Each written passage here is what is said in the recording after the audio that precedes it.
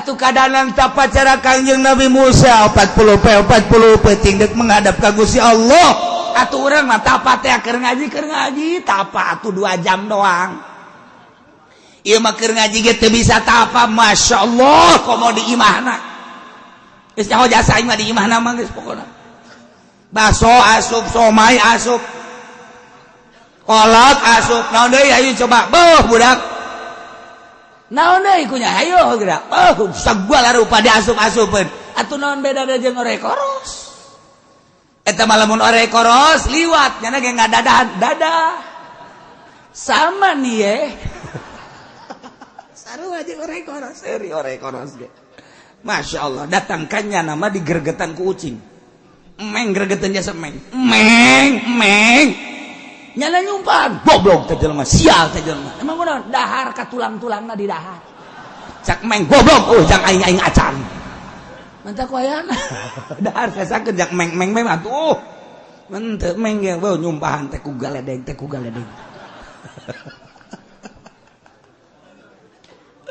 masyaallah lu tak cekolot baheula badi imah sing ada lamun beurit pehan ngarusak tapi lamun cucurut ulah kolot baheula mah kos itu cucurut ulah sia ulah sok pengen cucurut ulah sebab naon nya nama teu beukieun kana naon cucurut mah sugan nya nama beukieun ka babah teh cucurut mah sugan cucurut beukieun ka kitu naon teu nya nama ka daging teu beukieun cucurut mah beukina ngan sakadar ka tulang doang ketika urang dahar kemudian tulang dibalangkeun ka kolong eta teh cucurut kadinya diseseupan ku cucurut cak cucurut teh ngadoa ya Allah ya Rabbi ieu nu boga imah anu geus mere kadaharan abdi Gusti tingkatkeun rezekina Gusti lantaran nyana dahar daging abdi ka bagian tulangna Gusti paningkatkeun tadi doakeun ku cucurut doa aja lemah geus teu malah lanjur ja kiai-kiai kabeh korupsi malulu ya kiai proposal malulu tah cucurut tah hebat jasa mantap kolot baheula mah kula mah masih kadenge keneh ulah sok dibayan cucurut mah ngadoakeun urang mun beurit paehan sebab ngarusak beurit paehan meng eta binatang nu suci lamun urang rek dahar urang teu betah kaluarkeun mah kaluarkeun bae ujung-ujungna bereng Bismillahirrahmanirrahim Alhamdulillahirabbil alamin teu karasa waktu urang geus nincak dina bulan Sya'ban nurutkeun hisab qat'i tanggal 1 Sya'ban hari Kamis kamari Kamis, Jumat, Sabtu, Minggu jadi ayeuna tanggal 4 Sya'ban atau 4 Rewah jadi orang menghadapi Ramadan bunga jasa lantaran ngaji kegiatan tapi nu resep ngaji mah tetep bae ngineung jasa nu mantak resep loba janji-janji tah gitulah berbagai pandangan-pandangan tapi nu jelas bagi jelema-jelema nu ngarasakeun tenang tentram ku ngaji teh jadi rindu sebab aya permasalahan anu hese di bang balerkeunana tapi barang dibawa ngaji mah tenang barang balik dimu puyang deui etalah keistimewaan kalam-kalam ilahi ucapan-ucapan Kangjeng, ucapan-ucapan ulama kadang-kadang nyorot ka hate urang jadilah hiji katentreman mahal. Ieu kuari kadeuleu nu ngaji di dieu teh nu kuari poe Minggu halaladir ieu teh nu talalentra nu teu baroga duit teu bisa ulin ka mana sebab dedengean teh begitu asup bulan Rewah macem-macem aya nu ziarah Wali Songo bagus ieu kuari nu laporan ka kula bae ge leuwih ti 7 mobil bus leuwih ti 7 ieu nu laporan poe ieu berangkat nu isuk deui nu kamari masyaallah loba jasa eta ziarah Wali Songo aya anu geus ngarencanakeun liburan sebelum puasa ai urang mah teh monggo poe ge liburan bae atuh macem-macem aya nu neuk balanja ka Singapura bae menghadapi lebaran aya nu ka Singaparna bae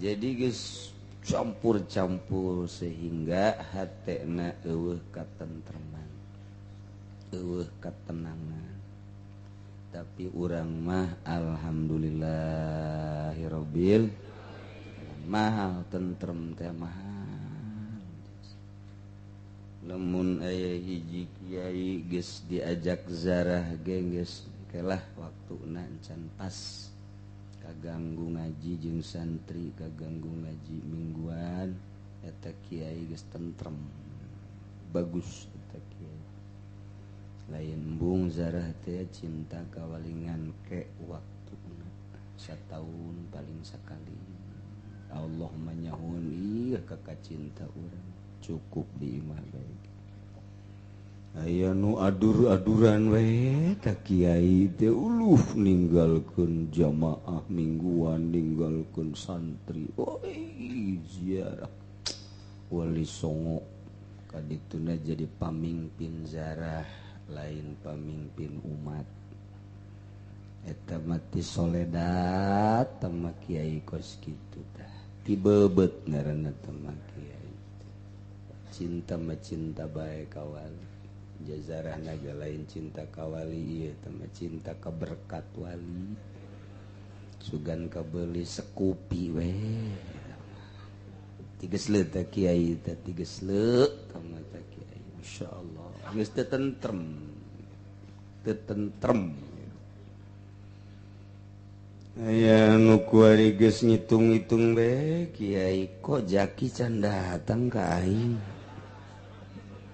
heran teu kadeulean kitu aing ieu mau goblok bin tolol tama kiai teu tentrem tetep hatena yang disumbang yang dibere masyaallah teu tawakkaltu 'ala Allah keur carita kiai teu nu bisa teu nu kurang bisa ngaji mah teu tentreman teu bae ai teu bisa teu bisa ai tentrem bae eta mah anugerah ti Gusti Allah subhanahu teu hayang tenar teu hayang sohor ibadah bae ka Allah istiqomah magahan amil jurumiyah mun aya nu daekeun alfiah mante kayu bae mun aya nu daekeun patul kumaha nu daekna bae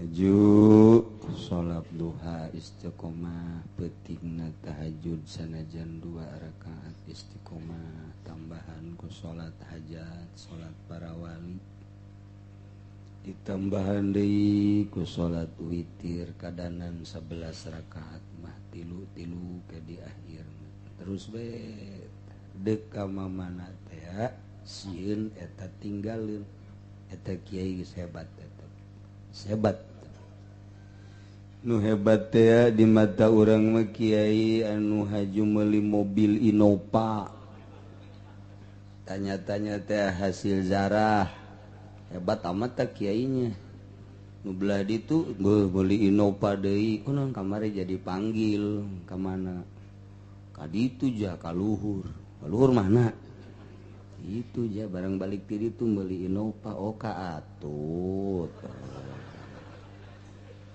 macem-macem mun maca kalakuan pamimpin agama horeng teu mutlak mimpin agama nuduhkeun agama horengnya ge poek boro-boro nyaangan batur nyana ge poek atuh lain ulah meuli sawah ulah meuli mobil ulah nyin imah tapi ulah dimaksud geus kitu sahayuna bae ieu be agama sesuai jeung kemampuan urang mampuna urang nanjeurkeun agama amil jurumnya mampu ngaji mingguan atawa peuting teh ngan saukur 20-30 geus teu hayang rame teu hayang jadi maksud mah rame teh capek urang hayang ngaji hayang rame capek nelponan jelema capek nyuratan jelema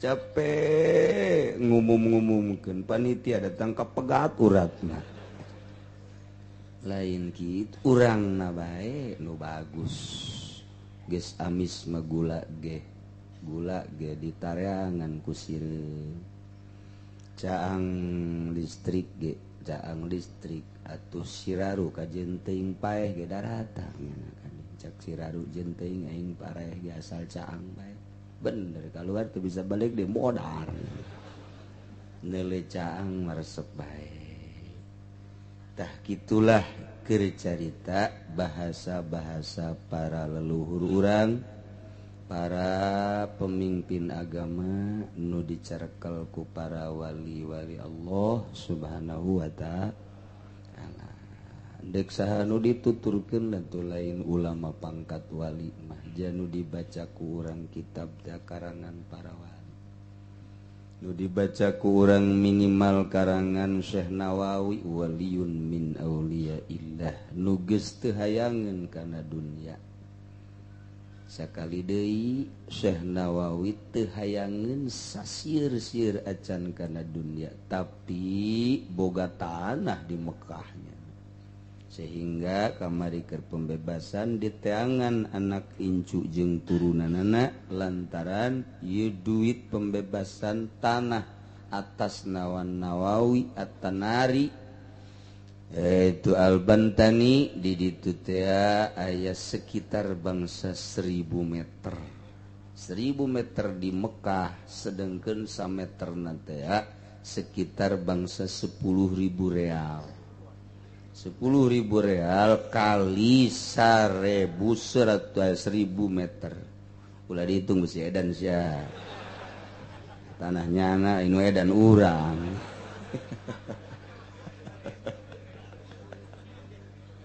ya keur carita berarti Syekh Nawawi teh teu hayangeun kana tadi jaboga teu dimaksud kajen kumaha kitulah Syekh Nawawi eta kakarak Syekh Nawawi nu bade lain hajut pleng embungeun nya nama ngan atuh boga teh beureun kubutuheun baheula nu ngajualna atawa nya najang katentreman ibadah jeung macem-macem bae wallahu alam ngan moal hayangeun moal bisa ngarang kitab moal jadi wali satungtung hayang keneh ka dunya geus ulah neuleuh bogana kana dunya kiai kana dunya wali Syekh Abdul Qadir masa tungtung deuleu dunyana sebab eta mah ceuk Gusti di mana urang geus embung dunya mana nuturkeun urang manu mentek dunya teu daek nuturkeun urangna hayang di mana urang embung dunya nutur ngudag-ngudag di mana urang hayang urang nu ngudag-ngudag dunya sakitu bae eta mah dunya tak cenah aing mah hayang jadi wali tersep di udag-udag dunia na moal jadi wali atuh hayang teh eta mah sia mah tuh emang aroplo mah kitu kabeh ge ngomong-ngomong wali di udag-udag dunia tak aing resep di udag-udagna jiblon beurna teh jadi kesimpulanna nama nu mahal di urang teh tentrem jasa jeung pamajikan halimpu ngeunah artina halimpu urang nanya nyana nembalan pamajikan nanya urang nembalan ajunyana sopan ka urang deuk masak naon ieu masak anu aya duit aya tah ngeunaheun ka hate ngan teh nikmat biasana anak kurang ka urang dareh de sareri dititah narurut ku urang teh lebah waktu salat ieu urang sarolat sarolat bayah ngaji eta imah teh sorga teh ngeunaheun teu kudu gedong kama imah teh sanajan sederhana tapi penghunina ahli sorga cahayaan eta imahna 2 tingkat pogorna ge pohara jasa kendaraan mewah hanya pemajikan manyun bae ya si amat ti budak ditanyana asup ka kamar lawang kamar buk udah ge 3 kali ge pegat asa datang engsel tah anak dek dititah harees bae nu ieu ditanyakeun hees nu itu molor nu itu ngees sararese amat dek nitah meuli rokok bae ge ieu kolot isuk-isuk teh malah mah barang udang teh geus aya sang uduk ceukna teh abah gawe naon teu meuli uduk anak ka abah abah ieu heudang ti heula mah teu meuli uduk-uduk atuh gawe amat eta kos du bener bae teh ngomong pan penek eta ka kolot sia tampiling bisa ku aing sia ya Allah naraka eta imah untuk tentrem teh mahal sedengkeun urang bisa ngaji kieu bisa salat khusyuk teh tentrem entek teangan katentreman abeh ibadah urang khusyuk salat terutama aja eta doang pokokna ibadah mah salat asal geus bisa salat khusyuk bae dek tentrem kumaha dek khusyuk kumaha aja teu tentrem salat tu ka babawa teh beungeut pamajikan bae keur manyun sakumaha keong ieu budak dibeungeut aing ja tutut ge teu manyun-manyun teuing atuh ka babawa ti miti Allahu Akbar datang ka salam teh beungeut pamajikan keur marah bae nu aya eta deuk kumaha khusyukna tah ieu balikan deui urang bisa diuk di dieu teh tentrem teu gundah teu ngarasula ih batur nu ka Karangbolong nu ka Puncak nu ka Bali nu geus rencana urang mah teu boga rencana lantaran teu boga duit tenang aing ngadek ngaji bae ceuk jana gacilok geus sabodo sia udah ka mana ge aing ngadek ngaji emang boga duit deuk ngabonceng ka babaturan aing mah tenang hirup teh Masya Allah ciptakeun coba ketenangan jiwa urang mun urang can tenang moal bisa ngeunaheun ibadah moal bisa khusyuk arahan tentrem heula di imah tenang tentrem mantap timimiti kufuna heula dina fikih kudu sakupu urang boga pamajikan teh abeh sapagodos sareundeuk saigel siafihanean ceuk urang Bandung mah kacai jadi saleuwi ka darat jadi salogak geus hartina ngeunaheun iramana akur nikmat kaji deuk ka mana deuk ka masjid heula salat duha geus atuh kala mah di dieu nya salat duhana di imah di dieu geus nah nikmat kaji angel amat nih untuk balanja tadinya ngobrol heula ya rangda kawin deh tuh kaji ai geus tentrem ngeunaheun Pak pengkolan ngapangi jeung rangda tah lah tuh daripada kapangi di mah kawin bae abeh aku aya batur kaji ngeunaheun cek awewe teh geus tentrem panas deui cenah ieu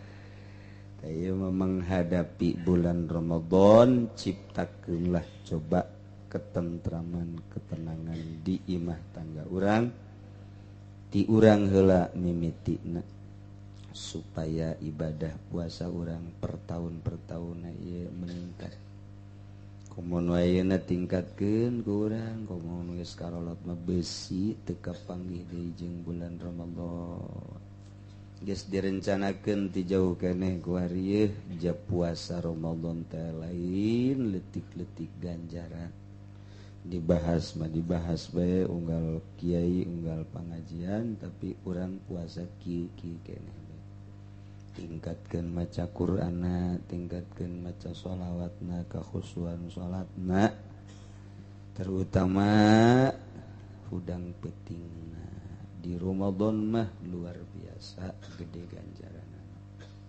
Jauh-jauh ulang ingetan sakedeung deui urang menghadapi puasa.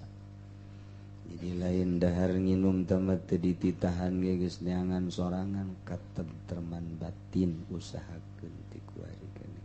Abeh ngarasa nikmat puasa. Tah ieu mah urang masih keneh ngabahas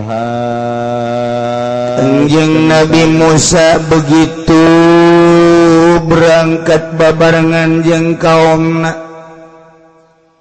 menuju negeri Mesir anu geus dipersiapkeun ku Kangjeng Nabi Musa. Persiapan kanggo jadi pengganti Raja Fir'aun anu geus teu aya di permukaan dunia. Tapi dak dumadak aya keanehan sebahagian kaum Kangjeng Nabi Musa anu sakitu ditutur-tutur diiring-iring. Terus ku Kangjeng Nabi Musa teh dirapi-rapi akidahna. Tetep ketika lewat ke hiji daerah anu kaumna nyembah ka batu ka patung, endahan ngomong ka Kangjeng Nabi Musa, Musa, coba atuh kami bere pangeran. Cara itu tuh kami hayang nyembah ka pangeran nu kadeuleu. Ya Musa ij'al lana ilahan kama lahum alihatun. Masya Allah. Kangjeng Nabi Musa teu beres pikir. Kangjeng Nabi Musa diiring-iring, dituntun-tuntun di dakwahan terus bae. Ketika leuleuh jelema sujud ka batu endahan men tanya pangeran kos kitu. Cak Kangjeng Nabi Musa maknya aing kudu neangan pangeran sarian Allah. Sedangkan pangeran Allah teh faddalakum 'alal 'alamin. Anu geus megar kurnia ka aranjeun kabeh di zaman anjeun ayeuna. Maneh teh dibere kalaluginaan ku Gusti Allah. Beuh, pohara jasa ieu. Make jeung hayang pangeran salian Allah atuh nanaonna. Mantak lamun urang kuari dakwah cel dituduh nyembah ka patung ulah kaget. Belah ditu anu mangeranan ka batu jeung Nabi Isa dianggap pangeran, Siti Maryam dianggap pangeran. Belah ditu deui gitu nu mangeranan ka si buta, mangeranan ka kayu ka batu ulah kaget. Iya Kangjeng Nabi Musa mah Kangjeng Nabi jana mah Nabi. Kaum Bani Israel tadi omat kadenya kade pangeran teh hiji Allah nu ngadamel langit jeung bumi. Beuh di hareupeun Kangjeng Nabi Musa mohon. Berangkat nyebrang jeung Kangjeng Nabi Musa melalui mukjizat blak laut dibelah ku Kangjeng Nabi Musa. Make tongkat kadeuleu eta mukjizat teh karasa ku nya nu ngarasakeun. Aju bunganya na bisa nyebrang. Firaun mah kenyut dikerem ku laut Kulzum beserta kaum-kaumna. Ieu kan nyaho kadeuleu ku mata sorangan berangkat menuju Mesir. Sebagian geus aya di Mesir, sebagian deui masih di jalan keneh. Ieu nu di jalan anu deuleu ka pemandangan jelema ibadah ka patung. Endahan ngomong ka Kangjeng Nabi Musa, coba panggieunkeun patung kami cara itu. Teu beres pikir Kangjeng Nabi Musa. Jadi cak Kangjeng Nabi Musa nanaonan ieu. Tah nu mantak dilanjutkeun pan Gusti Allah teh wa huwa faddalakum 'alal 'alamin. Gusti Allah teh anu mere kurnia karanjeun ca Kangjeng Nabi Musa terhadap alam kurang kumaha heuh kaum eling ingat eling coba ge ya dengekeun kumaraneh kabeh manya kudu menta pangeran tina batu manya kudu menta pangeran teh tina kayu eta mah makhluk atuh teu boga boro-boro jang urusan urang bukunya nana ge disungsepkeun kurang nyungsep. Kocak Kangjeng Nabi Musa itu ge batur tuh hayang pangeran nu beude aya anu sedeng aya nu leutik aya geuraheun bae meureunana jaka deuleu geus hayang ka mana di pangeran di kantongan pan ku urang aduh cak Kangjeng Nabi Musa jadi kabalinger kieu ya wa anjaynakum min ali fir'auna yasumunakum su'al azab ya Kangjeng Nabi Musa he kaum maneh teh kudu araringet ye deuleu dengekeun ye hiji iz anjaynakum maktuna Gusti Allah nyalametkeun ka ranjeun kabeh min ali fir'aun ti fir'aun beserta kaumna nu sangat biadab kabiadabanana yasumunakum su'al azab nyiksa ka ranjeun nganiaya ka ranjeun dengan siksaan-siksaan wah raja asyaddah teu inget maneh kana kasalametan eta pan maneh teh baheula teh dicaci dimaki dianiaya disiksa ku Firaun teh teu karasa penyiksaan teh kaban masih kena terasa di mata masih kena kadeuleu yuqatiluna abnaakum wa yastahyuna nisaakum pamajikan maneh lahir ka dunia ditarungguan kapan ku punggawa Firaun lamun lahir lalaki kapan diharapkeun maneh dibunuh harita kena dicacag teu karasa eta teh kapan nu nyalametkeun teh Gusti Allah wa yastayuna nisaakum lamun lahir awewe pakman diantep ambalaya awewe lahir lalaki buluh cacang lahir lalaki lahir awewe antep berikut yang pemajikan maneh kapan diantep ieu penganiayaan Firaun terhadap anjeun teh cikene kadeuleu keneh kumata kararasakeun keneh yuqatiluna abnaakum wa yastayuna nisaakum wa bidzalikum bala'um birabbikum adzim apan dina pasalah eta urang disalametkeun ku Gusti Allah baheula disiksa eta teh merupakan satu nikmat jeung satu cocoba ti Gusti Allah nikmat urang disalametkeun baheula dicoba eta teh kapan ti Gusti Allah mi rabbikum adzim nah maneh teh make jeung pala tataizuna apala tataizuna maka henteu ngajadikeun di jero hate maneh teh sebagai izoh sebagai mauizah sebagai piwuru lamun eta dijadikan sebagai piwurup inget maneh atuh patantahuna ama qultum jempe cicing atuh maneh teh ulah sok ngararomong meta pangeran tina batu buang ka walahaman kurang kumaha Kangjeng Nabi Musa eta dakwah teh nyana mah teu hayang amplop dakwahna teu hayang berkat sugan ka bita kucau koneng atuh henteu atuh komo si eta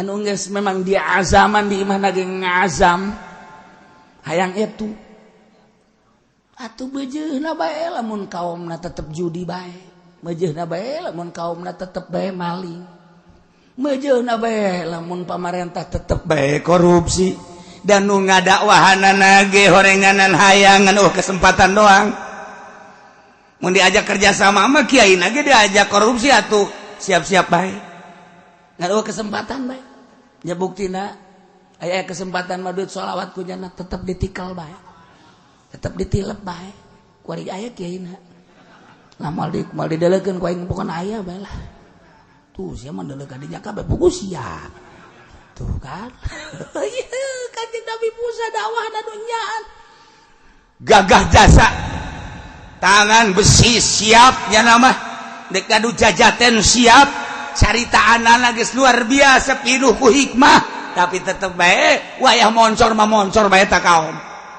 masyaallah mata kula kaget urang lamun teu ngaji tasawuf mah bakalna urang teh nyeri bae kana hate nyeri kana hate lantaran lamun teu ngaji tasawuf mah urang kurang membenahi diri ketika orang ngaji ilmu tasawuf tenang wayah dakwah baik adapun anu nganurutkeun jeung nu teu nganurutkeun lain urusan orang urusan Gusti Allah tenang ketika orang balik atuh aing mah jeung Gusti Allah wayah dakwah bae aya kesempatan mah jeung lalugina mangga teh teuing adapun nurut jeung teu nurut lain urusan urang ieu mah ketika orang dakwah aju teu nurut hai sia ku goblok-goblok deui aing kurang kumaha sia nurut atuh ka aing aing sakitu ngaji terus bae ka sia aing kurang kumaha wayahna atuh sia narurut ka aing ieu mah masyaallah sia ku teu nurut-nurut teh aju nyeri hate urang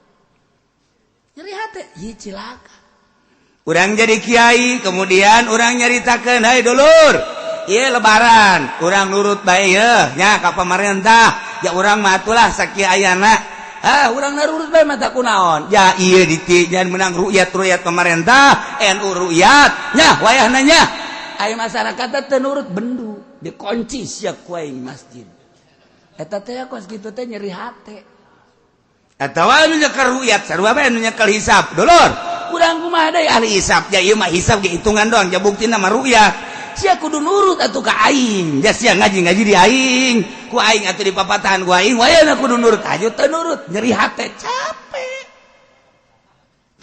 takos kitu aju sasalaman ge dijauh bae lah teu kudu jasa teu nurut ka aing aju sakumaha we beres malah mangga sih mah teu kudu datang ka aing sia mah ngan hareupna doang ka aing ge sakumaha undur-undur sia mah ieu hareup heueuh itu kan ngajebian ka aing geus ka ditu lain gitu atuh jadi kiai mah kanyahoan tempat jero hatena loba kalajengkingan berarti tamat loba bilatungan lain gitu wayah nyaritakeun bae dulur kabehan urang ibadah ka Gusti Allah nya ieu aya tim ru'yat ti pemerintah geus kurang kumaha deui yakinkeun eta teh menang pemerintah di pemerintah aya kiai di ditu aya NU kurang kumaha dulur kabehannya ai brak teu nurut atuh geus ai ilas teu narurut atuh geus atuh sia-sia aing we sasalaman bae saya lebaran kapan aing mah ka ditu geus atuh geus masing-masing bae nya geus beres lu ngomong mah ngeunaheun coba pibuktieuan tetangga kuari aya teu nyaba-nyaba acan bong beda lebaran cenah nanaonan eta kos kitu nanaonan jatuh keyakinan mah hese dibiluk-bilukkeun emang kumaha gitu keyakinan sakumaha hesena nyana yakin supaya kahisab atuh hese urang hisab ge deuk ka ruyat atuh hese ya urusanna ieu mah lain nu teu nyararaho nyaho ngan urusan keyakinan aya naon di jero hatena make teu yakin ka urusan ruyat pamarentah aya naon deui di pamarentah make teu yakin ka urusan hisab anu sakitu hebatna meunang ulama atuh tah mah rese ulah-ulah kakarakos kitu tah mah kakarakos kitu mah leutik batur nyembah ka batu dikerekeun ku sia hese di surah mah dakwah bae dulur sadaya ieu mah atuh sakadar nyaritakeun bae hisab mah kieu ru'yat mah kieu lamun bisa mah tah miluna ka ru'yat bae ulah ka hisab ya hisab tah mah kaulna ge dhaif ulah dituturkeun hisab mah sapira tah mah ru'yat di jero kamar nu mentak aya ru'yat langsung aya ru'yat di jero kolambu mana bisa ru'yat di jero kolambu ya teh mah ngaranna pan hisab mah ru'yat di jero kolambu dulur nya geus maningan ka ru'yat bae ka ditu nya ulah milu ka hisab di kitu-kitu ge tetep kula mah deuk milu bae cenah ka kiai ulah henteu deuk milu bae kumaha mun aing ka neraka atuh bareng jeung kiai ka neraka mantap naon ji pan atuh kitu amat hese keyakinan tah urang kuari menghadapi jelema-jelema nu kos kari itu lamun urang teu ngaji tasawuf capek tungtungna bendu bae ka kiaina ge bendu moal aing moal sasalaman sebabnya nama hisab nyekelna teu hayang aing mah nyaba ge teu hayang gurat batu aing mah datang ka kuari moal nyaba aing mah nya sanu rugi atuh sabodo ya Allah ya Rabbi haju nu hisab teu hayang sebabnya nama ru'yat teu hayang aing mah deuk nanaonan kuduna ge dakwah mah dakwah bae ajakan ka Gusti Allah lah tambah urusan puru leutik da ge leutik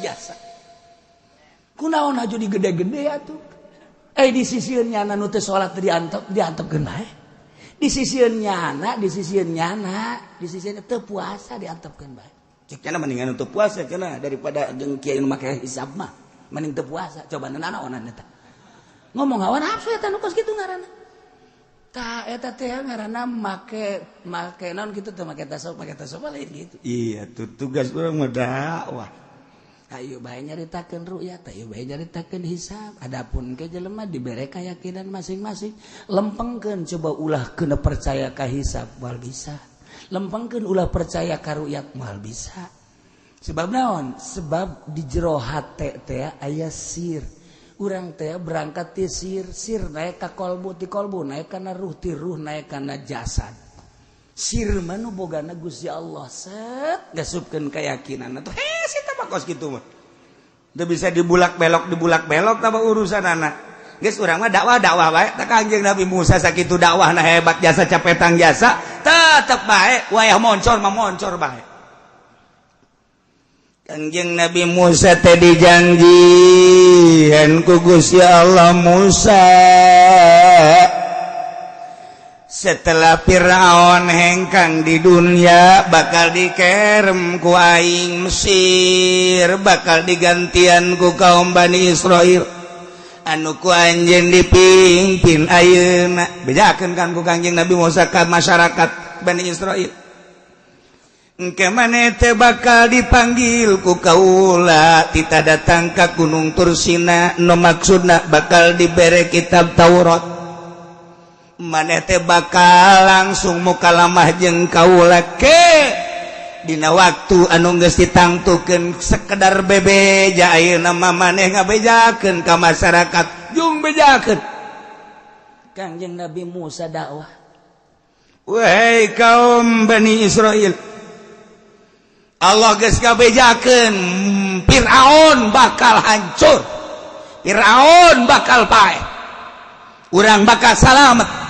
nyebrang laut kaler kulsum begitu orang disalamatkan ku Gusti Allah bakal dituturkeun ke ku Firaun beserta kaumna Firaun bakal kanyut terkerem di laut kulsum tersebut urang bakal salamet urang bakal ditita ngagantian kerajaan Firaun kerajaan bangunan-bangunanna bakal dihancurkan ku Gusti Allah urang bangun ke didinya kula bakal menunggu instruksi ti Gusti Allah bakal manggil kaula engke Gusti Allah teh bakal mere kitab ngaranna kitab Taurat urang hirup ibadah ka Gusti Allah sesuai jeung aturan-aturan Gusti Allah anu bakal aya dibuat dina kitab Taurat urang bakal kos kitu geus dibejakeun ku Kangjeng Nabi Musa eta kan pibakalin pohar aja kan masyaallah kacaritakeun mah waktu harita Kangjeng Nabi Musa diudag ku Firaun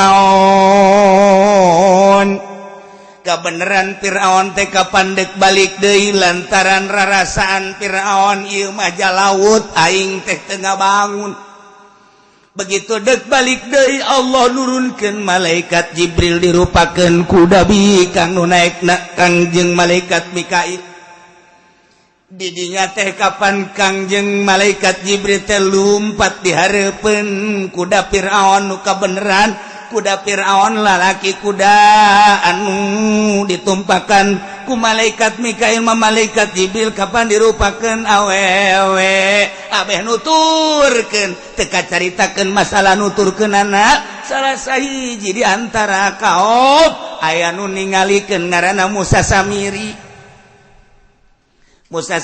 teh ngajegeg bae ningalikeun eta setiap kuda anu napak karena bebatuan teh begitu diangkat kok jaradi malaikat Jibril teh garupa kuda ketika malaikat Jibril ngangkatkeun sukuna didinya teh jadi langsung jukut-jukut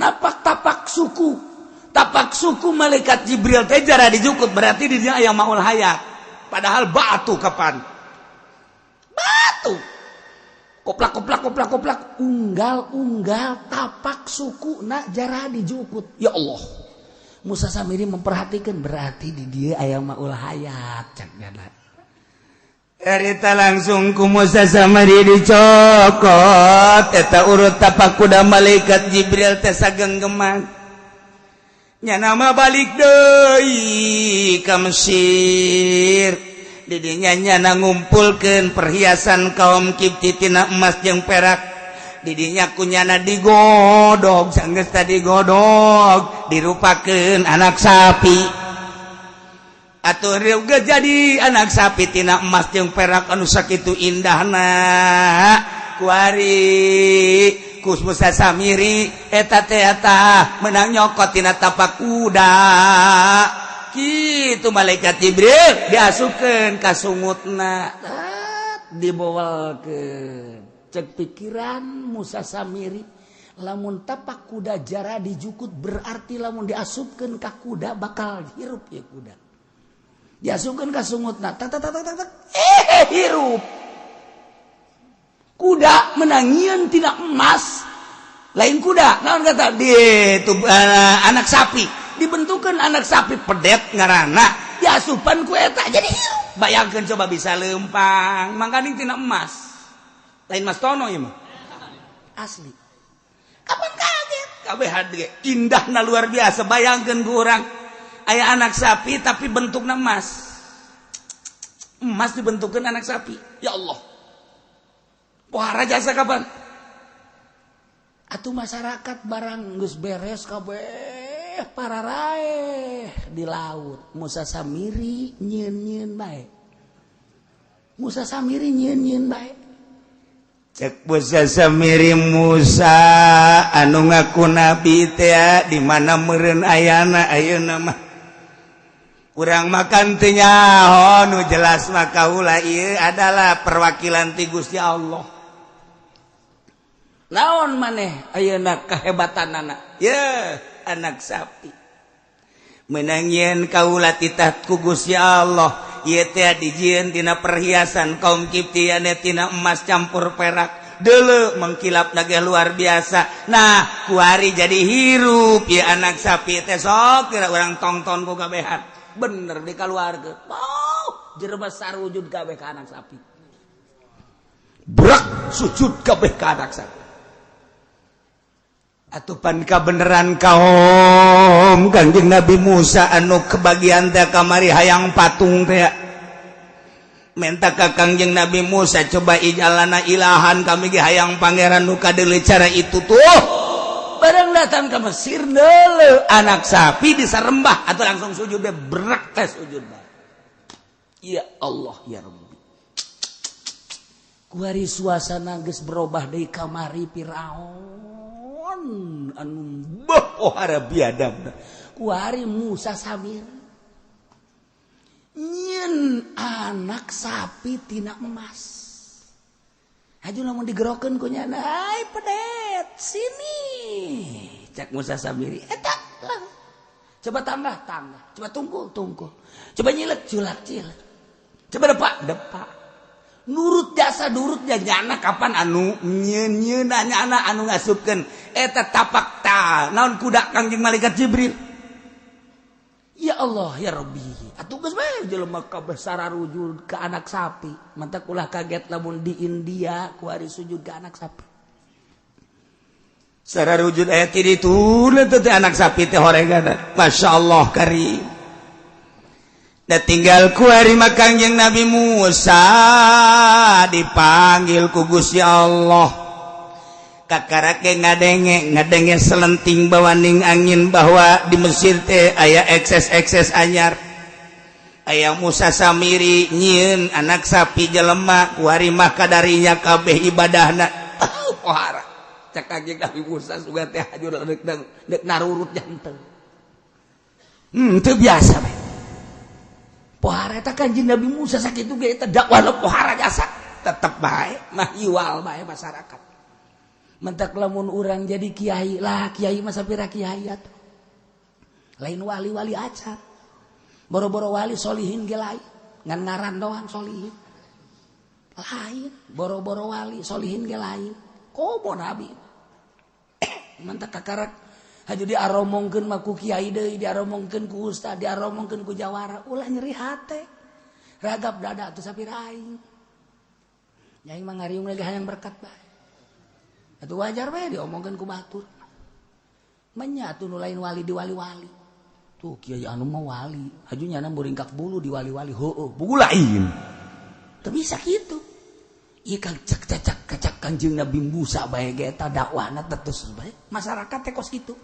Kanjeng Nabi urang ge mah komo sarua bae. Nah kuari mah Kanjeng Nabi Musa teh sesuai jeung perjanjian Gusti Allah. Musa anjeun teh dipanggil ku kaula kita menghadap bakal kapanggih muka lama jeung kaula jeung maneh datang ka Gunung Sinai.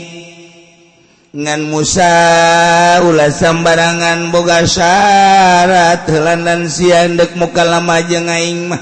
Naon Gusti syaratna? Hiji beuteung teh heulanan kosongkeun tina kadaharan dunia ulah dahar maneh jeung ulah nginum salila 30 poe. Ngan ai kitu mah ngabukaan doang setik sasiripit masalah atawa ngadahar korma sacuil mah masalah. Lamun maneh kuat kos kitu bakal mukalamah jeung kaula sok kiceunan heula eta beuteung kokotor. Jadi Kanjeng Nabi Musa puasa 30 poe 30 peuting. Masya Allah. Lain puasa cara urang. Urang mah kapan puasa teh atungan pindah dahar mah. Nu tadina dahar jam 10 isuk-isuk atau jam 11 di mantep. Nu tadina jam 5 setengah genep dahar ku hari mantep. Kebe dikapeutingkeun. Anu tadina teu puasa mah dahar teh gan 2 kali barang puasa mah 4 kali. Nu tadi keur puasa mah teu aya-aya segala rujak segala naon barang puasa di aya-aya. Tuh bonteng suri beak beureun saton mah. Sabulan puasa kopi pabrik kapal api di drop punya anak kapal. Dia keur teu puasa mah teu. Masyaallah barang puasa pohara jasa. Datang ka beak stok kopi. Susu beak datang ka susu pamajikan di pencetan punya. Beak mah beri susu di drop punya anak. Masyaallah. Eta kan pindah urang mah. Deuk kumaha muka lamana jeung Allah. Dia lain puasa kos kitu batu pindah dahar. Ai puasa mah kapan diberang teu dahar ti peuting teu dahar geus buka doang seripit nurutan Kanjeng Nabi Musa. Tah sakitu doang coba geus sapoe 2 poe. Nah barang 5 poe ditimbang geus 2 kilo. Eta puasa. Barang geus menang saminggu atau 10 poe geus tinggal awak nial kul tulang taleng doang. Eta puasa tah bos. Eta puasa tak kos kitu tah.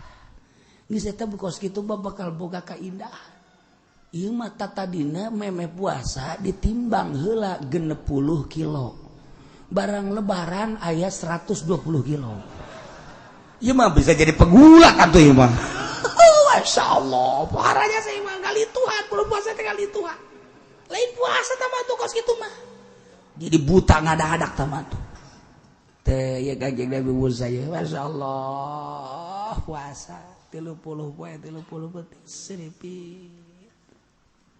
Buka seripit peuting teu sare beurang teh puasa kan. Bulan naon ieu? Bulan Hapit. Barang beres 30 poe Kanjeng Nabi Musa dek berangkat ke Gunung Tursina menghadap Allah sesuai jeung panggilanana. Kanjeng Nabi Musa ngarasa teu betah sungut rada bararau. Kanjeng Nabi Musa nyiwak. Maksudnya supaya ulah bau ka panggihna Allah. Beres nyiwak. Ditegor ku Gusti Allah. Musa, ulah jadi maneh menghadap ka kaula ayeuna. Lantaran aambean lu tadina seuit jadi bau. Tambah puasa 10 poe deui. Aduh. Cek Kanjeng Nabi Musa jadi kos kieu ieu. gara-gara nama Kangjeng Nabi Musa barang nyiwak nu tadina dikelilingi ku malaikat-malaikat. Malaikat teh ngelilingi Kangjeng Nabi Musa nu mantap mengelilingi Kangjeng Nabi Musa lantaran kaambeuna seungit. Jelema nu puasa teh kapan ambe, sungutna seungit ambe, irungna seungit ambe, ceulina seungit ambe, kelekna seungit. Segala rupanya seungit atuh malaikat teh jubel pada ngarariung di madi Kangjeng Nabi Musa. Muteran Kangjeng Nabi Musa ka mana bae ge dibarengan ku malaikat lantaran seungit anu luar biasa. Kadang-kadang tembong malaikat teh kadeuleu ku Kangjeng Nabi Musa. Cek Kangjeng Nabi Musa, "Ai maneh saha ieu ambalayah lobaan amat ribuan kami kaum malaikat. Deuk naon maneh di darieu?" Cek malaikat, "Kami teh ngambe sungut anjeun teh seugit luar biasa." Oh, cek Kangjeng Nabi Musa, pohara orenganan puasa. Bareng Kangjeng Nabi Musa nyiwak, malaikat arindit kabeh. Dibere tembong ku Gusti Allah Kangjeng Nabi Musa. "Hei malaikat di kamarana, comeback." Parat orang luar negeri berarti comebacknya neta. Ya Allah, cek Kangjeng Nabi Musa dek barali ka mana? Ka nagara kami deui. Emang kunaon? Bau maneh ku mah. Gara-gara nyiwak bau. Ya Allah, nu mantak ditegor lah ku Gusti Allah. Musa, tambah 10 poe deui. Kangjeng Nabi Musa langsung nambah puasa deui 10 poe. Karak didinya Kangjeng Nabi Musa berangkat ke Gunung Tursina. Mentak pantas cak Kangjeng Nabi, la khulufu fami shaim atyabu indallah min rihil miski. Yakin ai mambuna sungut jelema nu puasa leuwih seungit tibatan minyak misik. Masya Allah. Coba ge lamun dulur urang babaturan urang puasa, coba kurang amban, coba sia hah gitu coba. Haji pada nurut dan hah, oh bisa utah didinya urang. Pan teu akur sih cak Kangjeng Nabi la khulufu fami shaim atyabu min rihil miski. Pan je boro-boro leuwih tibatan minyak misik ge jeung minyak amreh ge henteu. Kun ya aneh. Di dituna indallah munggu Allah. Ambe jelema nu puasa leuwih seungit munggu Allah tibatan minyak misik. Kaambe lah ku malaikat-malaikat. Mentak lamun jelema loba dahar jauh ti malaikat. Ciri jelema nu loba dahar dayut beteungna. Asa jelema nu dayut jauh jeung malaikat. Cak nu dayut ge pan nyinggung aing sia. Teu senang nu dayut, goblok teh ki uci. Sanpugu aing mah dayut ge jalan lain kurang dahar. Sebenarnya nyaeta pugu maksudnya kayak gitu. Aya dayut loba dahar, aya dayut aslina ti ditu. Ieu mah duni maksud teh dayut jelema loba dahar teu meunang, aya dadahareun langsung di dahar dicaplok bae. Isuk-isuk langsung kopi jeung gitu buras. Beres aya deui gemblong di dahar deui kunyana, aya deui gegeplak di dahar deui. Terus bae malah bakeur ngaji ge barang dahar bae. Naon bedana jeung orang koros eta jelema? Lamun aya jelema keur ngaji ngopi dahar eta teh bapana orang koros. Cek nu di luar sial ka aing. Atuh kadanan tapa cara Kangjeng Nabi Musa 40 peting dek menghadap ka Gusti Allah. Atuh urang mah tapa teh keur ngaji tapa atuh 2 jam doang. Ieu mah keur ngaji ge teu bisa tapa, masyaallah komo di imahna. Geus nyaho jasa aing mah di imahna mah geus pokona. Baso asup, somai asup. Kolot asup, naon deui ayo coba. Beuh budak. Naon deui kunya hayo geura. Sagala rupa diasup-asupkeun. Atuh naon bedana jeung orek koros? Eta mah lamun orek koros liwat nya ge ngadadahan sama nih ye. Sarua jeung orek koros, eri orek koros ge. Masya Allah, datangkannya nama digergetan ku ucing. Meng gregetan jasa meng. Meng. nyana nyumpahan goblok teh jelema sial teh jelema emang kunaon dahar ka tulang-tulangna di dahar cak meng goblok jang aing acan mantap ku ayana dahar sasakeun jak meng atuh mun teu meng ge nyumpahan teh ku galedeg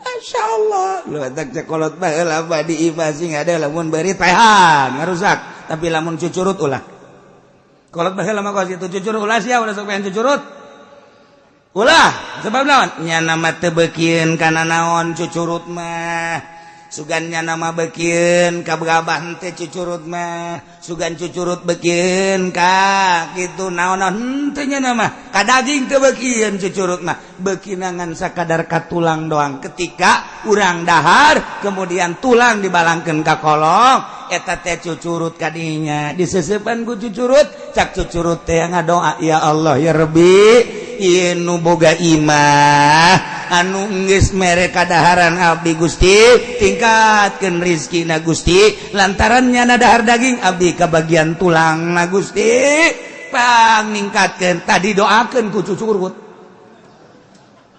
doa jelema geus teu malah lanjur ja kiai-kiai kabeh korupsi malulu ya kiai proposal malulu tah cucurut tah hebatnya sak mantap kolot baheula mah kula mah masih kadenge keneh ulah sok dibayan cucurut mah ngadoakeun urang mun beurit paehan sebab ngarusak beurit paehan emeng eta binatang nu suci lamun urang rek dahar urang teu betah kaluarkeun mah kaluarkeun bae ujung-ujungna bere ngadoakeun sarua bae emang emeng kumaha gitu tas daharnya tek langsung neangan tempat anu sepi kieu bae nya nama tasar eta keur ngadoa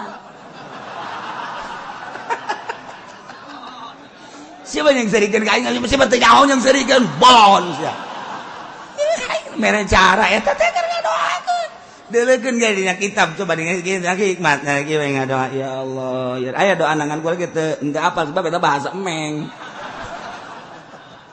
mun dibahasa urangkeun gos kitu ya Allah ya Rabbi alhamdulillah abdi cicing di mamana mati lo kabagian tapi abdi cicing di dieu kabagian sanajan huluna jeung tulangna abdi geus senang nu aya bae waktu keur di tatangga abdi mah tulangna ge dirempus bae punya mata ya kadang nu eta hayang ka cicingan ku meng emang babari hese urang neangan coba meng hayang betaheun di imah urang hese tapi hayang lamun urang geus dibetahan ku meng mamana ge datang bae ka imah urang malik kesel deui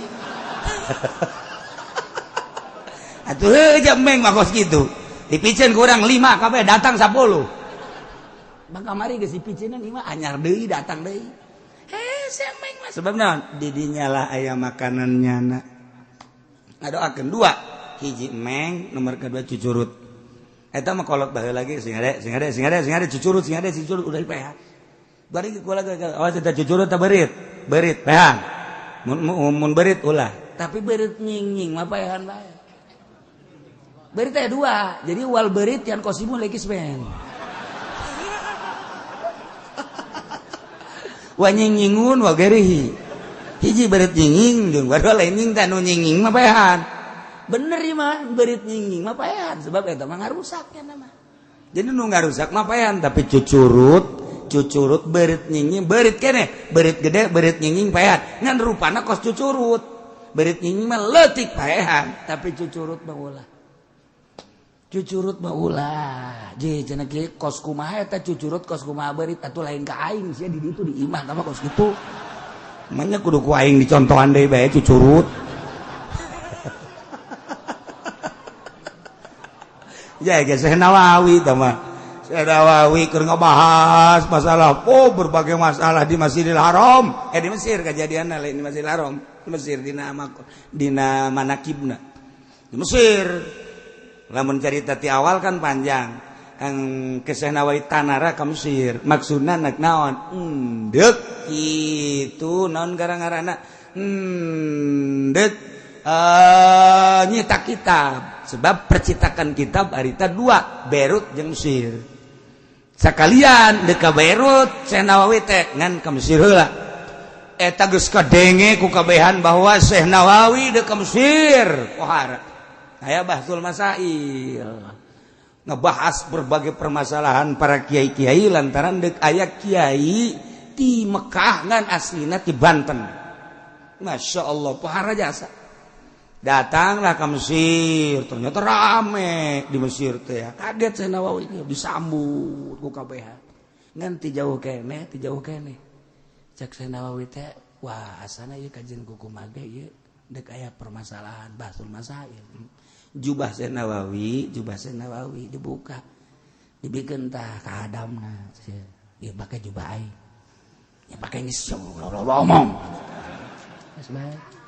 Datang ke tempat atuh nu make jubah pajar kiai kan. Wow, eta nu disambut mah. Saya Nawawi na di tukang bae. Tinggal hadamna bae pan jadi terus bae sia makanan. Ngomong jasa sia. Atunya nah, pohara jasa. Masya Allah. Tungtungna mah hadamna nu jadi kiai. Oh, waktu di ajeng-ajeng segala rupa saya Nawawi menyempot kiai di tukanginana. Sering bae saya Nawawi teh. Dihormat segala nanaon. Jangan lagi empot-empotan gitu saya Nawawi. Ya jadi kos dia tuh cek jadi teh. Saya bae lanan. Terus embung kanyahoan. Urang papan kuari lain kiai ge mengada-ada. Aing abeh pajar kiai kumaha udeng-udeng. Wow. Eleh roda Vespa mah.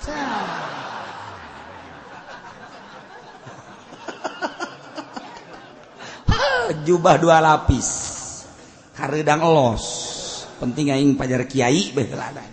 Saya Nawawi nu kiai asli embungeun disebut kiai. Bener bae Bahtul Masail. Kacaritakeun panjang ieu mah cepetna bae.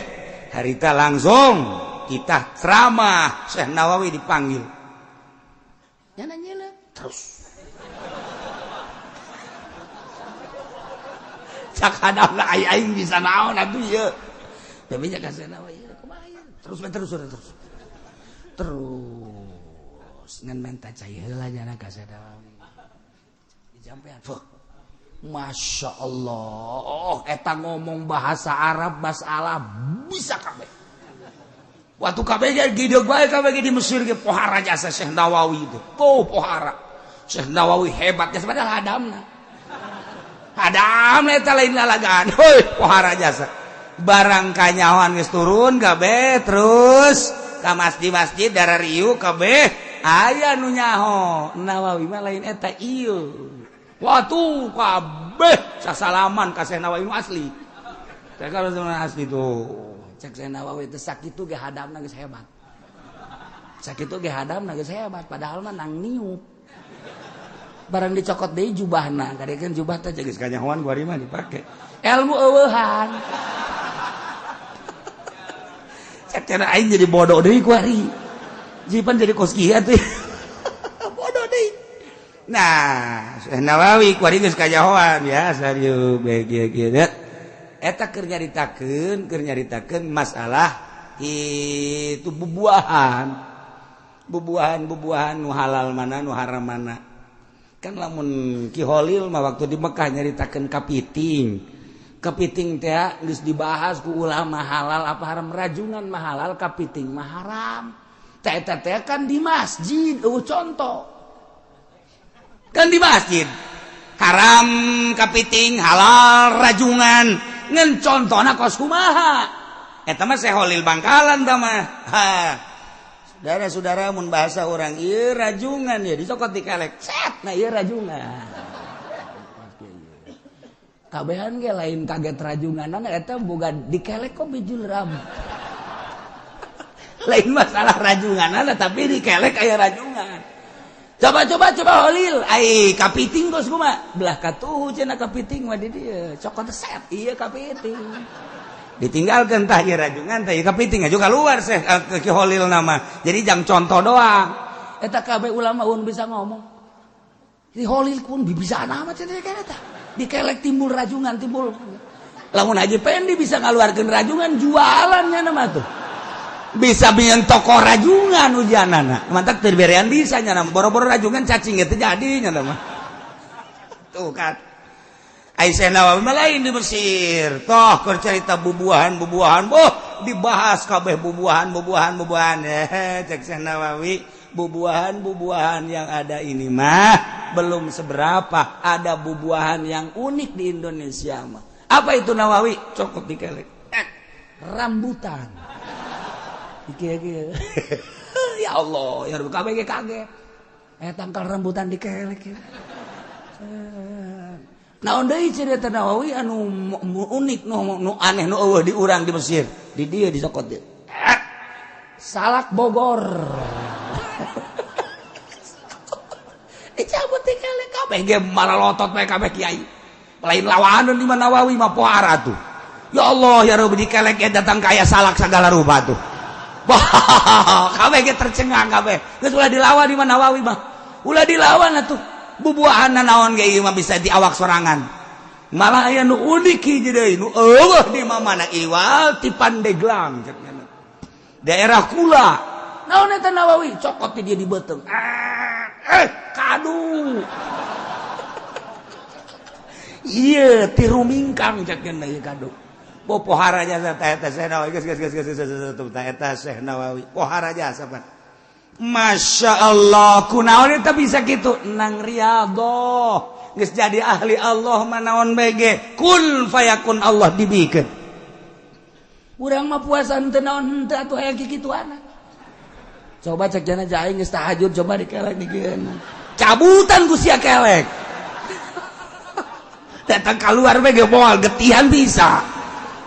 Bisa tawa lain kudu kos kitu teh mah kudu puasa lillahi ta'ala. Masya Allah dah ilah dikelilingi ku malaikat Kangjeng Nabi Musa alaihi salam 30 poe nyiwak malaikat kabur setelah ditambahan dari 10 poe malaikat ngeriung deui di Kangjeng Nabi Musa alaihi salam. Kangjeng Nabi Musa kita berangkat ke Gunung Tursina jangan dia dibere kitab Taurat ku Gusti Allah jang tata genan sebagai dasar hirup manusia salila dipimpin ku Kangjeng Nabi Musa alaihissalam. Ulah kaluar ti kitab Taurat kos urang kuari ulah kaluar ti kitab Al-Quranul Karim. Ketika urang kaluar ti Al-Quranul Karim kuari mah moal nanaon deuleu engke di akhirat anu ngagugulung lain Al-Quranul Karim rasakeun engke di akhirat. Rasakan ke di akhirat kuari mah oke baik iya baik tapi engke di akhirat ku bah Masya Allah karim. Nah iyalah Kangjeng Nabi Musa dipanggil sesuai jeung janji wa wa'adna Musa salasina lailah ngajanjikeun kami nu agung ka Kangjeng Nabi Musa 30 poe 30 peting teh maksudna nu kallimuhu inlan ti aya bakal rarasan dipanggil ku Gusti Allah dina nalika geus anggeus 30 poe yakni Kangjeng Nabi Musa teh titah puasa biaya sumaha puasa 30 poe teh wa hiya Zulqa'dah bulan hapit atuh Kangjeng Nabi Musa diparentah ku Gusti Allah pasomaha puasa Kangjeng Nabi Musa barang beres puasa Kangjeng Nabi Musa 30 poe ankara lupa pamihi lain dari rarasan cek Kangjeng Nabi Musa ieu sungut rada kos kararieu ambeuna asa teu ngeunaheun amat teu bicara jeung Gusti Allah sungut bani bararau pastaka akhirna Kangjeng Nabi Musa nyiwak make susur maksudna ngabersihan susu ngabersihan bau sungut ternyata orenganan lain deui ditegur ku Gusti Allah fa amarahullahu bi asyaratin ukhra kita puasa deui Kangjeng Nabi Musa 10 poe liukallimahu bi khulufi pamihi maksudna Allah yang rarasan teh make ambean urut puasa. Masya Allah madak kita ditambahan deui Kangjeng Nabi Musa 10 poe ku Gusti Allah wa atmamna bi asyar kemudian Kangjeng Nabi Musa nyampurnakeun 10 poe di jumlah 40 poe patamma miqatu rabbi 40 lailah sampurnalah waktu pangeran mere ka Kangjeng Nabi Musa waktu 40 poe ting kuari magis 40 poe ting mantak urang puasa 30 poe hayang menang Lailatul Qadar muka lama teh urang dibentukkeun Lailatul Qadar teu kudu datang ka 30 poe 27 poe geus boga Lailatul Qadar asal puasana model tadi puasa nu bebeneran buka na korba cukup hiji bae bu nginum nasa siripit besat beres sahur korma hiji nginum sasiripit sepoe 2 poe bertahan 3 poe tinggal kicep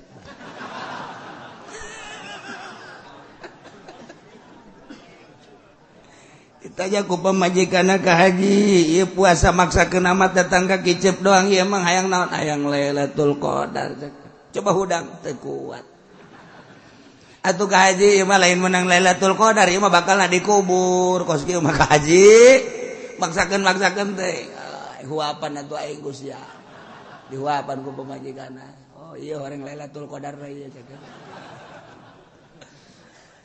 teu kuat lamun jelema moal dibere Lailatul Qadar moal kuat ketika jelema nu neuk dibere Lailatul Qadar kuat dibere kuat ku Allah emang awak urang nu sanu Allah cak Gusti Allah teh hais manusia awak teh nangieun aing lain nu sia ulah diaku ku sia lantaran yang nyeun aing jauh kadar kakuatanana jajijeunan aing urus ku sia awak kulo dahar sia wasrabu inuman ku sia wala tusrifu ulah loba teuing sakadar jang salat puasa hayo sia dahar inum eta mah syariat ketika sia hayang datang ka aing daharna saeutik bae nginumna saeutik bae sia deuk bersyariat silakan asa ulah mabok bae kulu wasrabu wala tusrifu sia bersyariat sok dahar sana nampan sorangan bae mantas daharna ge bubuka gejli karung goni ya kerjasian datang ke tarawih ke kita jadi imam masih siapa emang golong gitu pan biasanya jadi imam teu kuat ya sabeuh teuing teu kuat jadi makmum bae nyawa jadi makmum ge nyawa tamat deun teh aing eta mah moal menang Lailatul Qadar teh puasa sah-sah bae teh betul syariat ya tapi ketika urang deuk make thariqah awas cak Allah lamun tadi make syariat kuari sia make jalur khusus dek aing awas sia lamun dek aing naho kadar kekuatan awak sia leuwih tibatan jang salat jeung jang ngaji disiksa sia ku aing teu meunang bertorekat mah leuwih teuing tibatan pamaksudan leuwih teuing tibatan pamaksudan teh geus doraka masyaallah nu mantak beda ieu mah norekat bae po ai peutingna bandeng di lembur illallah beuh ai dahar sanyiru mendingan dirantai tah mah li torekat kos kitu mah atuh emang norekat kumaha aja lain la ilaha illallahna norekat tah dek jalur khusus berarti teu meunang leuwih ti pamaksudan ieu teh maksudna dengan salat berarti sia lamun salat make kudu dahar jacak Allah ge tanagana kudu aya ti dahar nah daharna ukuran jang salat sabaraha huap cukup eta teh 5 huap gagendap huapna geus doraka je kumaha kitu pamajikan ku ari ieu urang teu hayang ka pamajikan haram lamun kawin lamun urang can usul haram kawinna bertentangan jeung syariat henteu sabenerna mah ieu mah dalam rangka suluk deuk ka Allah ketika jara geus usul deuk opat ge masalah memena sebab ieu mah jadi halal pan cenah bertentangan atuh jeung syariat ulah make toregat atuh sia cicing di syariat atuh di syariat mah kos kitu Kangjeng Nabi mangaloskeun kulu wasrabu wala tusrifu ketika deuk nyaan Kangjeng Nabi Musa ge Kangjeng Nabi Musa ieu 40 peuting berarti kan eta keluar ti syariat Kangjeng Nabi urang naik ke gunung apakah dahar henteu mawa roti hiji teh eta teh sabaraha poe sabulan teh mah roti hiji sabulan sia mah roti hiji boro-boro nanaon ku sorangan bae ge leg urang kene dak euy aya kene roti aya kene dak tah ieu hiji deui dilegeg deui leg aya kene dak atuh teh mah sia mah lain ibadah teh mah orek koros deui bae deka Allah apa lain deka Allah make aturan Masya Allah make aturan khusus tadi mah syariat secara umum ieu mah torekat secara khusus sebab deuk menempuh hakikat atuh lain deui pakaianana lain deui ketika can usul mah dahar lain deui sare lain deui teu meunang we ahli torekat mah sare encan tunduh teu meunang ketika tunduh keur gaji ge hees bae.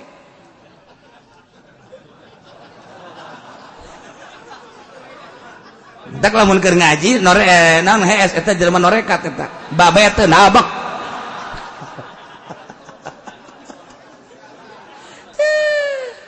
Beda jalur itu masyaallah. Nah iya Kangjeng Nabi Musa dipanggil ku Gusti Allah nah teu imkanin Kangjeng Nabi Musa teh Musa ka dieu atuh langsung wae harita keneh teu bisa make syarat. Musa sia teh nabi aing sia teh rasul aing ketika deuk ka aing puasa heula. Cacak nabi deuk ka Allah dipanggil kudu puasa heula. Ai kitu kunaon cek Kangjeng Nabi Musa make puasa heula? Beteung sia beresan heula. Bau ka ambeuna ku aing cek Gusti Allah.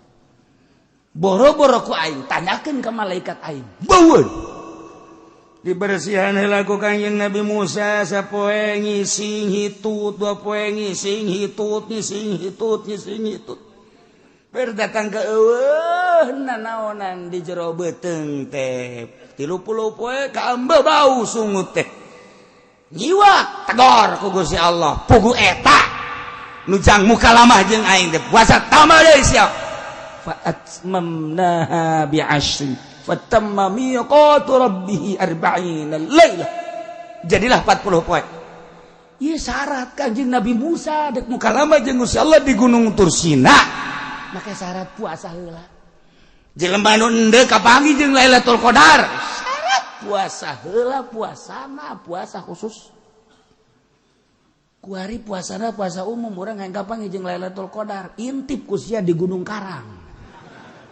Datang ke pagi bae ge moal pindah sia ka Gunung Santri paling kapanggih jeung tukang sao sia pindah ku ari ka Banten komo di Banten mamba aya tukang sao malulu mal bisa yang ngintip Lailatul Qadar mah lain di masjid sanajan di haram ge lain jaloba jelema di Masjidil Haram teu kapanggih jeung Lailatul Qadar loba jelema anu di imah bae kapanggih jeung Lailatul Qadar kumaha emang syarat kapanggih jeung Lailatul Qadar beteungna bersihan heula tina urusan-urusan dunia ikhlaskeun ka Gusti Allah kakarak intip tanggal 2 hiji tanggal 23 tanggal 25 tanggal 27 sok intip loba jelema nu kapanggih geus teu menang bebeja brak kaget sesuai jeung kadar derajat dirina anu langsung neuleuh aras nu langsung neuleuh Baitullah anu dibukakeun bae ieu teu kadeuleuna naon Lailatul Qadar. Eta teh lain di bulan Ramadan bae di bulan kuari ge berbentuk kos Lailatul Qadar teh aya. Nu mantak Lailatul Qadar mun nanyakeun ka wali mah lain bulan Ramadan di bulan biasa ge aja aya. Sebagna nama manggihan. Terus bae malam Jumat kapanggih jeung Lailatul Qadar. Kamari ge orang Cilongok. Orang Cilongok ieu beneran nih mah. Beneran nih mah. Nyana bangun bungaheun jasa. Gua ditanya siapa bukan apa tes kapanggih jeung Lailatul Qadar di mana di Puri. Saya heran lain Lailatul Qadar di Puri. Jam sabaraha tadi jam 5 boloon mah budak. Kapanggih Lailatul Qadar atau pertama Lailatul Qadar taman Naharul Qadar. Aduh ampun cak jada geulis jasa teman Lailatul Qadar meureunana. Maksudnya sih eta mah heran cenah kiai heran ngagenyai. Oh, meureun nyana ngadenge surah kiai bahwa Lailatul Qadar ge ngagenyai. Di Puri kapanggih jeung ngagenyai. Goblok teh jelema. Beta urang Cilongok bareng ditanya aku ulah KTP-na mah lain urang Cilongok lain. Mal aya urang Cilongok mah kos kitu moal. Mali bejakeun ku aing mah pokona. Teh Kangjeng Nabi Musa dek mukalamah jeung Gusti Allah syarat puasa heula. Bersihan beteung bersihan kolbu geus puguh ai kolbu mah Nabi berangkat wa qala Musa li akhi Harun kakak Harun cek Kangjeng Nabi Musa ka dieu heula ka dieu aya naon kaula teh dipanggil ku Gusti Allah dek mukalamah jeung Gusti Allah di Gunung Tursina janji Gusti Allah terek mere wahyu bentukna engke bakalna teh kitab Taurat kula teh bakal dipanggil berangkat perhatikan ka ditu ieu di Mesir teh kan eueuh sasaha maka kula titip ka anjeun kakak ukhlufni fi qaumi wa aslih wa la tattabi' sabilal mufsidin.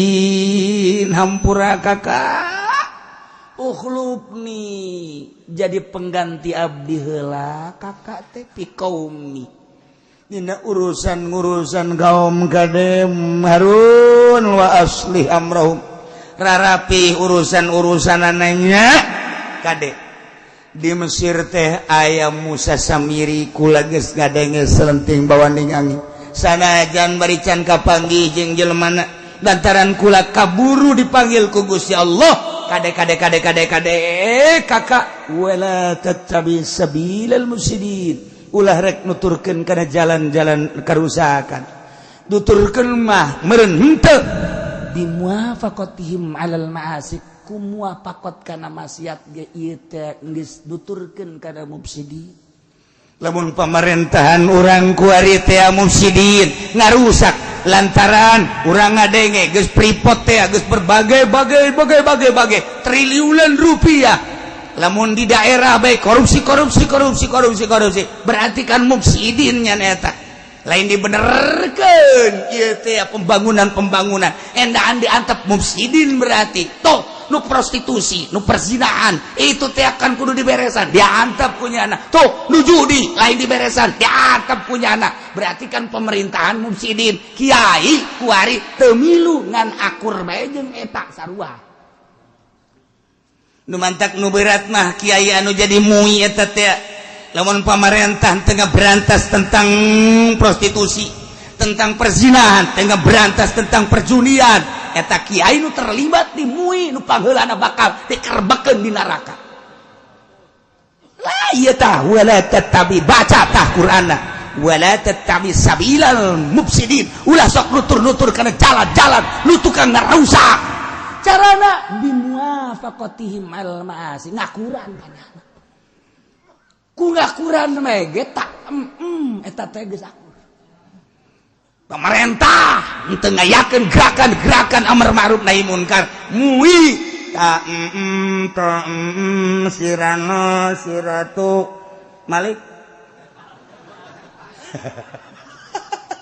sia teh nyaho tuh tokecang bae sirana siratu tah sirana siratu eta ratu teh awas eta bahasa kolot baheula wali eta je emang kumaha kita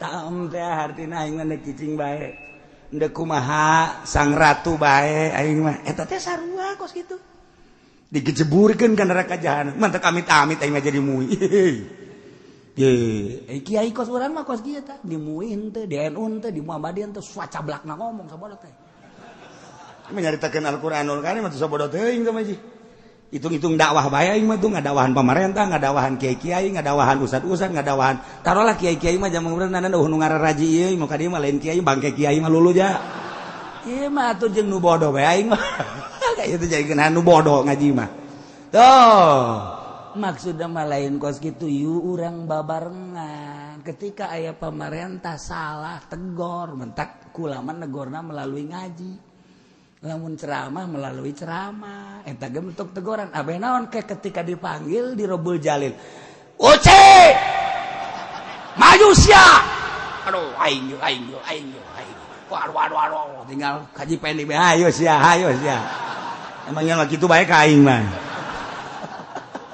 ya tuh tenang bae sabaraha taun sia hirup di alam dunia ieu teh tulisanna ieu Pak malaikat teh naon gawe sia ngaji jadi pemerintahan sa Jokowi aju gubernur sia sa Nenggelis ganti ku atuh aktor bupati sia Zaki camat sia mah dibejakeun bae ngaranna urang Cilongok lurah sia dibejakeun betak waktu sia hirup di dinya pemerintah pernah henteu ngadakwahan ngancur-ngancurkeun prostitusi perzinahan henteu sia sicing bae tanyakeun ka tongtrong ulah poe Minggu nongkrong dong maksudna deuk ngabejaan tah pamarentah teh teu pernah ngaberantas eta.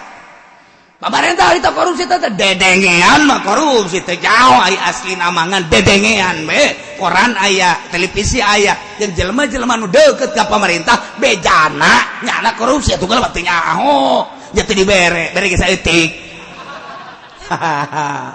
Haji siap pernah negor pernah ira negor melalui pengajian kugula ditegor eta teh bentuk negor kaula coba dipasang CD-na aya ke CD di itu. Ye, bang CD enggak di itu. Aya. Bener.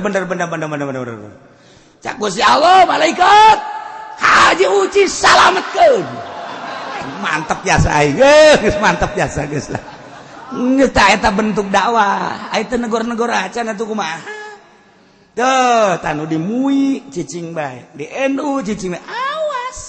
Di Muhammadiyah cicing bae.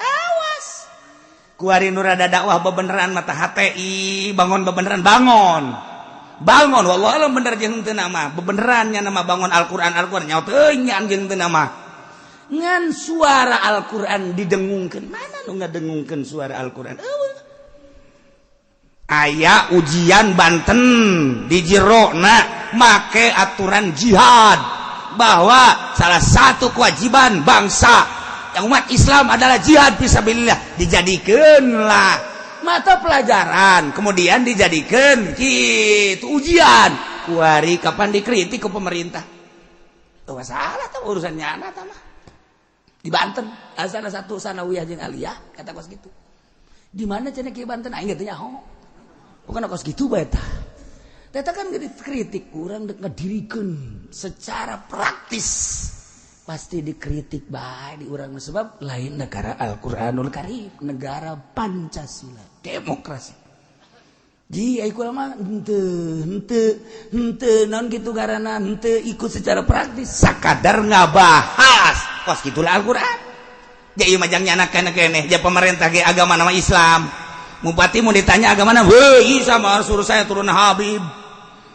ya tuh neng gelis ge Islam saya wali di Pandeglang nu kaluan nu jarra di bupati apun eta si neng deui bae eta ku poloan urang Pandeglang nu dipilih neng deui bae eta kan berarti kan kiaina kadari itu kabeh nah eta engke pan kita tanggung jawab di Rabbul Jalil emang kumaha gitu ulah mah sakadar caritakeun doang buat teuing di dieu ge lamun si neng mah gua lagi milih teh iya Kangjeng Nabi Musa tadi bersihan tek urang teu ngabersihan bagi hese jasa urang mah kadang-kadang teh lamun kurang-kurang nama kos si anu katu kos cakateun naon mikiran batur sorangan bae ka Allah si anu mah katu nuk naon atuh mikiran batur aing sia bae tuh ka Allah mah kakarak rada tenang pikiran di akhirat bah engke mikiran batur bae ku sorangan tanggung jawab lah batur di kaluar-kaluarkeun sorangan tek ngaji nyaritakeun urusan dunia makhluk dunia pek